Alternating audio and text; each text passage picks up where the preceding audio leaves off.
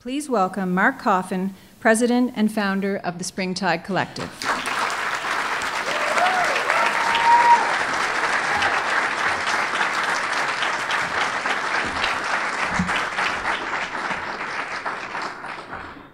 Thanks for coming.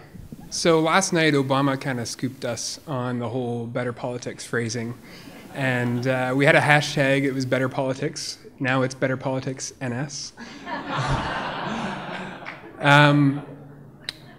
So I've got a bit of a story, given that the Americans were first on this one, at least this year, about coming from America to Canada, which is not my story, but the story of a man that lived in 1858. He was a French acrobat named Jean-Francois Blondin, or the Great Blondin.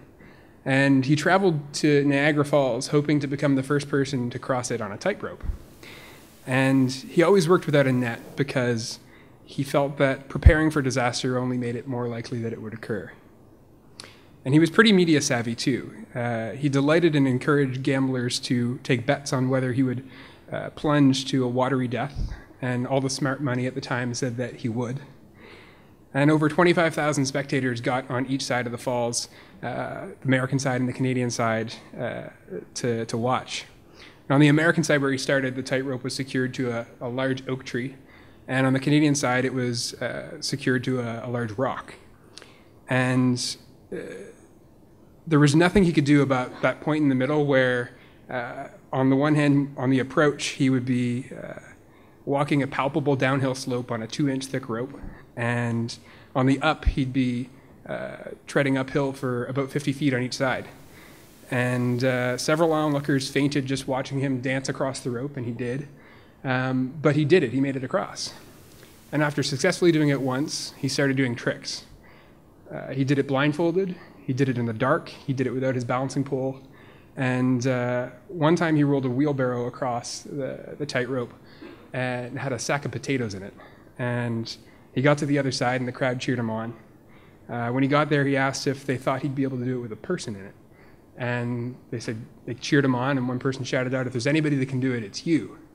And the crowd cheered that person on, and then he turned to the crowd and said, "So who's going to get in the wheelbarrow?" Some of you are ahead of me. And there was crickets. Nobody wanted to be in the wheelbarrow. Nobody ever got in. So about 2.5 years ago, I started asking friends, people I'd worked with, and strangers that I admired but hadn't really met before, if they'd be interested in being part of an organization that was focused on making democracy work better for people. For citizens at large, for young people, a group I identified with and worked for a while, and even for elected representatives. From everything we'd read about all these groups, it didn't seem like the political system was working very well for anybody but the people at the top. And to my surprise, almost everybody I asked quickly said yes to being a part of this organization. So several brainstorming sessions, pizza meetings, coffee dates, some beer meetings later, we found ourselves often overwhelmed with confusion about where to turn, where to start. We were increasingly feeling confident about being able to describe the problems in democracy pretty well, but still couldn't put our finger on what a sensible starting place for fixing democracy could be. Now, don't get me wrong, I don't think we live in a place that is all that horrible. I think it's pretty good, we're lucky. But despite the fact that many of us live a comfortable life, not necessarily a life of riches, but a life that's far more prosperous compared to many places in the world, somehow on every measure of strength and democracy, the trend in Canada and Nova Scotia and most of the Western world is pointing downward. Voter turnout has been in decline for about 50 years, most of us know that. But so is the average citizen's trust in not only government, but also in the average person. Election results aren't always fair representations of what people vote for on election night. And membership in political parties is dropping. Participation in formal politics is dropping. This is a long list. This is not me speaking, this is a lot of statistics behind this.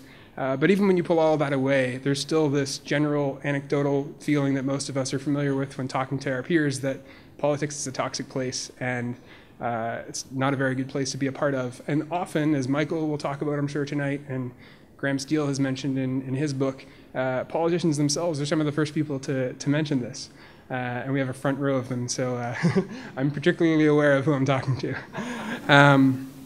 But the point is, as we're building this organization, we quickly came to the conclusion that it's easy for any of us to get up here and do what I just did and list off the problems that we have with democracy, but much harder, at least we have found, to do something about it. So at Springtide, we're committed to providing solutions-oriented research, educational programming, public engagement, wherever there's a gap between Nova Scotians and our democratic institutions and an opportunity to make it smaller. The proceeds from tonight's event are actually going to support just that kind of work. But there's two things I see to being critical elements of the work we do. First, we're very mindful of the fact that all the problems that I just highlighted are there, but they likely have root causes that are deeper than what's first apparent. It's important to search for them and really dig deep into the foundations of our systems to fully understand that. Siloed, narrowly scoped solutions to fixing problems rarely work and often miss the root cause of a larger system at play. The second thing that I believe is critical to the kind of work we're doing is people. Thinking about how big and complex systems works can be overwhelming and intimidating. But no system, no culture, no legislature, no political party, business or community organization has ever intentionally made a culture shift or system change without thoughtful and committed people behind it. So we launched the Better Politics Awards because we believe there's still some nobility and virtue left in the notion of public service. We wanted to recognize that public service happens with inside and outside of our formal political structures and institutions. We wanted to recognize people that might not get to hear thank you enough, people who in one way or another are putting their wheelbarrows on a tightrope and asking the rest of us to jump in. The rewards for the work of many of these people and the likelihood of success starting out are often very uncertain, and the downside risk is often very high. If you fail, it's public. We started this event because we wanted to hop into your wheelbarrows before we necessarily knew who you were. We put it out to Nova Scotians and to the legislature with the faith that it would turn out well. What we didn't necessarily realize in our excitement in getting this off the ground is that we were also putting a wheelbarrow of our own on the wire.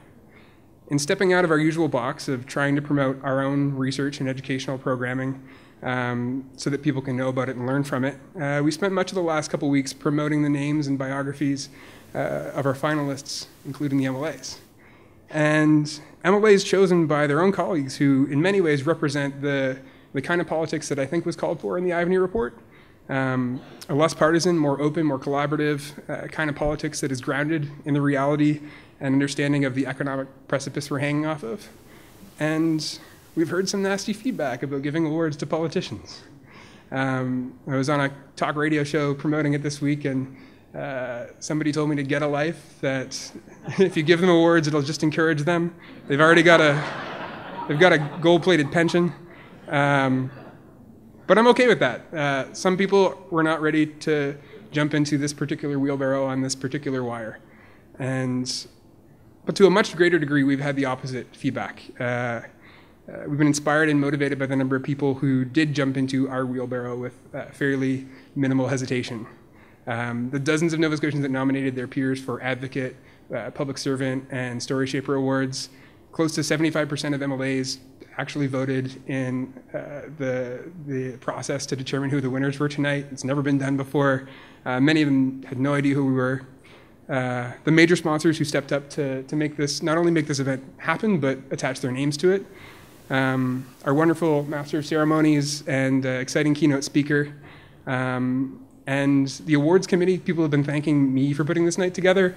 The awards committee and Kate Northam, who really put it together, are responsible. And of course, all of you jumped into our wheelbarrow tonight. So thank you for doing that and for showing up.